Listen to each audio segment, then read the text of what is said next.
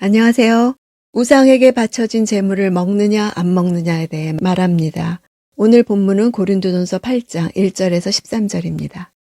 1절, 이제 우상에게 바쳐진 제물에 대해 말하겠습니다. 우리는 우리 모두가 지식이 있는 줄로 압니다. 그러나 지식은 사람을 교만하게 하고 사랑은 모두를 이롭게 합니다. 우상 제물을 먹는 문제는 그 자체로서는 절대적 선도 악도 아니지만 이 많은 사람의 자세에 따라 결과적으로 선과 악의 문제가 될 수 있습니다.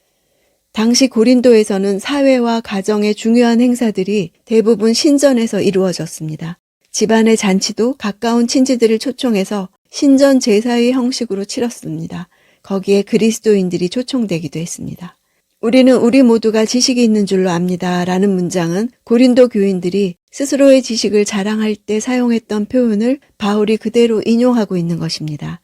자신들의 지식에 대해 자부심을 가졌던 그들이 바울을 통해 알고자 했던 것은 우상의 제물을 먹을 것인지 말 것인지와 같은 매우 실제적인 문제에 대한 처방이었습니다. 그들은 지식은 있노라 자처하면서도 실제적인 문제들을 해결하지는 못하는 모순된 면모를 지니고 있습니다. 바울은 그들이 가져야 할 자세는 형제들 상호 간의 사랑이라고 말합니다. 지식은 교만하게 한다는 것은 사랑에 근거하지 않는 지식은 교만이라는 것입니다.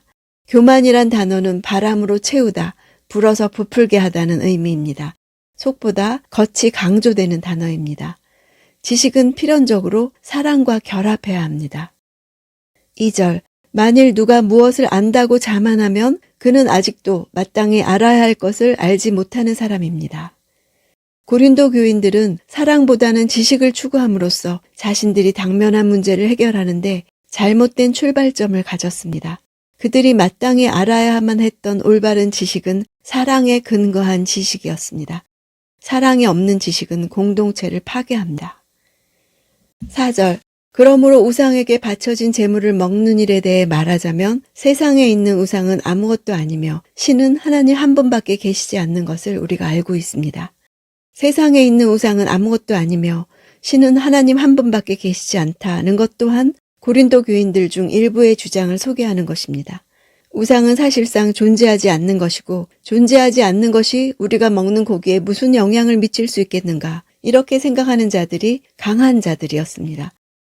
5절, 비록 하늘이나 땅 위에서 신이라 불리는 것들이 있어 많은 신들과 많은 주들이 있으나 고대 세계에는 사람들의 숭배의 대상이 되는 신적 존재들이 무수히 많았습니다. 우상들이 무수히 많다는 것은 우상들의 연약함과 결함을 드러냅니다. 사람들의 신앙관념 가운데 그런 존재들이 하늘에 있어 인간이 할 수 없는 일들을 하고 있고 때로는 지상에 나타나 인간에게 영향을 미친다고 믿었습니다. 많은 신들이란 우상을 가리키는 말이고 많은 주들이란 영웅들이나 그리스 신화에 등장하는 것과 같은 반신반인을 가리키는 것입니다. 세상 사람들이 신앙의 대상으로 삼는 이런 것들은 인간의 관념이 만들어낸 허구에 불과합니다. 6절, 우리에게는 오직 한 하나님, 곧 아버지가 계실 뿐입니다. 만물이 그분으로부터 왔고 우리도 그분을 위해 있습니다. 또 한 분이신 주 예수 그리스도가 계시니 만물이 그분으로 인해 존재하고 우리도 그분으로 인해 살아갑니다. 우상과 구별되는 하나님에 대해 말합니다. 오직 하나인 것은 스스로의 충분성을 나타냅니다. 아버지시라는 것은 생성의 근원이십니다. 창조주이시며 구세주이십니다. 7절, 그러나 모든 사람에게 지식이 있는 것은 아닙니다. 어떤 이들은 지금까지도 우상 숭배하는 습관에 젖어 있어서 우상에게 바쳐진 제물을 먹을 때 정말 우상의 것이라고 생각하고 먹으므로 그들의 양심이 약해지고 더러워집니다. 바울은 강한 자들에게 모든 사람에게 지식이 있는 것이 아니라고 설득합니다. 강한 자들은 유력한 사람들이 개최한 연회에서 편안함을 느낄지 모르지만 약한 자들은 마음이 양쪽으로 갈렸습니다. 당시 사회에서 육류는 일종의 호사로 쉽게 거절할 수 있는 것이 아니었습니다. 따라서 고기가 제공되는 공적인 행사나 만찬에 초대를 받은 이들은 혼란스러운 고민에 빠졌습니다. 약한 자들은 신앙적인 면에서뿐 아니라 사회 경제적인 면에서도 취약한 사람들이었습니다. 그들은 우상의 제물을 먹으면서 그것을 우상 숭배에 동참하는 것으로 생각했습니다. 양심이 약해지고 더러워진다는 것은 우상 제물을 먹는 것을 개인적으로는 죄로 인정하면서도 그것을 행함으로 죄책감에 무거운 짐에 눌리는 것을 뜻합니다. 8절. 그러나 음식이 우리를 하나님 앞에 내세워주지 못합니다. 우리가 먹지 않는다 해도 해로울 것이 없고 먹는다 해도 이로울 것이 없습니다. 헬라어에 인용 부호가 없기 때문에 누구의 주장인지 잘 봐야 합니다. 이 자유로운 견해는 고린도 교인들 중 강한 자들의 신념을 바울이 인용한 것입니다. 지식이 있다 자처하는 자들은 우상의 재물을 먹는 자들은 신앙이 탁월한 자로 인정한 반면에 먹지 않는 자들은 믿음이 약한 자들로 평가했습니다. 바울은 이런 음식에 대한 잘못된 이분법적 편견을 파괴하고 있습니다. 그리스도인들이 자유를 행사할 경우 사랑의 근거에 행해야 합니다. 형제들에게 미칠 영향을 고려해야 하는 것입니다. 10절. 지식이 있는 당신이 우상의 신전에 앉아서 먹는 것을 누가 보면 양심에 거리낌이 있으면서도 용기를 얻어 우상에게 바쳐진 재물을 먹지 않겠습니까? 신앙이 성숙한 자들은 미성숙한 자들에게 용기를 주고 세워주어야 합니다. 그런데 지금 그들은 미성숙한 자들을 도리어 무너뜨리고 파멸의 길로 몰아세우고 있습니다. 11절. 그러면 그 연약한 사람은 당신의 지식 때문에 망하게 됩니다. 그리스도는 그 형제를 위해 죽으셨습니다. 사랑이 결여된 지식은 바로 멸망이라는 결과를 낳습니다. 멸망이란 바른 신앙의 길에서 탈선시켜서 거짓 신앙으로 내몰아 파선시키는 것을 뜻합니다.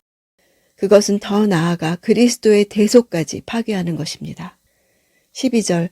이와 같이 여러분이 형제들에게 죄를 지어 그 약한 양심에 상처를 주는 것은 그리스도께 죄를 짓는 일입니다. 상처를 준다는 헬라어는 상처가 남을 정도로 세게 때린다는 뜻입니다. 연약한 자에 대한 범죄는 사실상 그리스도를 공격하는 것과 다를 바 없다는 것입니다. 13절. 그러므로 음식이 내 형제를 넘어지게 한다면 나는 내 형제를 넘어지지 않게 하기 위해 영원히 고기를 먹지 않을 것입니다. 우상 제물을 먹는 것과 관련된 문제를 매듭 지으면서 자신에게 적용시킵니다. 걸림돌이 되지 않으려면 형제를 위해 자기 권리 포기를 하겠다는 것입니다. 사랑이 없는 지식은 문제와 상처만을 일으킬 뿐입니다. 바울은 우상에게 바쳤던 제물을 먹는 것에 대해 그리스도인의 권리를 가지고 말합니다. 옳다는 것이 전부일 수 없는 이유는 다른 생각을 하는 사람에 대한 관심과 사랑의 배려가 없기 때문입니다. 그러면 옳은 행동이 도리어 혼란을 주고 정죄하며 연약한 형제를 망하게 할 수도 있습니다. 지식이 사랑에 의해 제한되면 형제의 입장을 생각하게 되고 자기 권리를 포기하게 됩니다. 자기를 바로 세울 뿐 아니라 다른 사람까지 바로 세웁니다. 참된 지식이란 알아가고 배워가는 지속적 과정입니다. 지혜를 얻기 위해서는 오랜 시간 듣기가 필요합니다. 고린도 교인들은 지혜나 지식이나 영적, 성숙한 이런 주제와 단어를 좋아했습니다. 바울은 영적이란 것은 그리스도의 마음을 품는 것이고 영적이지 못하다는 것은 자기 자신에게만 관심을 두는 것이라고 말합니다. 성숙한 사람들은 하나님의 참된 지혜를 깨닫습니다. 하나님의 지혜는 계시로 주어지는 것이지 이 세상 지혜처럼 획득하는 것이 아닙니다. 오늘도 사랑에 근거한 올바른 지식으로 살기 위해 성령님이 계시해 주시는 하나님의 지혜에 귀 기울이기 원합니다.